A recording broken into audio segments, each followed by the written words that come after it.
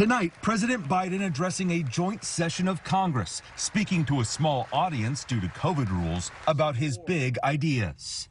America is on the move again.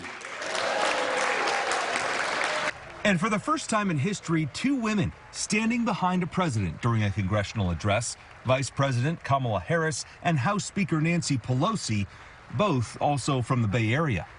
And it's about time. The president addressing COVID-19 accomplishments. 90% of Americans now live within 5 miles of a vaccination site. And moving forward, pushing Congress to pass his new $1.8 trillion American Families Plan. It would ensure free pre-K for all 3 to 4-year-olds and 2 years of free community college, quoting the First Lady on its importance. If I've heard it once, I've heard it 1,000 times.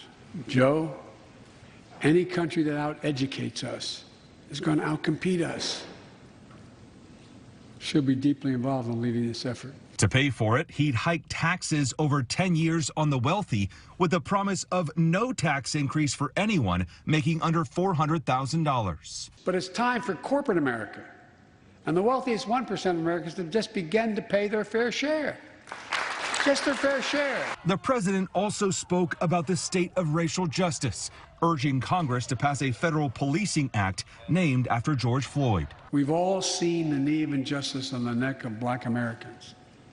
Now's our opportunity to make some real progress. In attendance tonight, East Bay Congresswoman Barbara Lee. President Biden tonight talked about the poor, he talked about low-income people, and he talked about fighting for working men and women, talked about good-paying union jobs, and he covered a lot of territory that I think progressives can be pleased about. And in the Republican response, South Carolina Senator Tim Scott argues America should thank Mr. Biden's predecessor for the COVID response.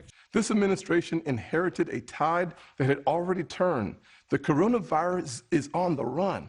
Thanks to Operation Warp Speed and the Trump administration, our country is flooded with safe and effective vaccines. It's never, ever, ever been a good bet to bet against America, and it still isn't. We're the United States of America. Cull, NBC Bay Area News.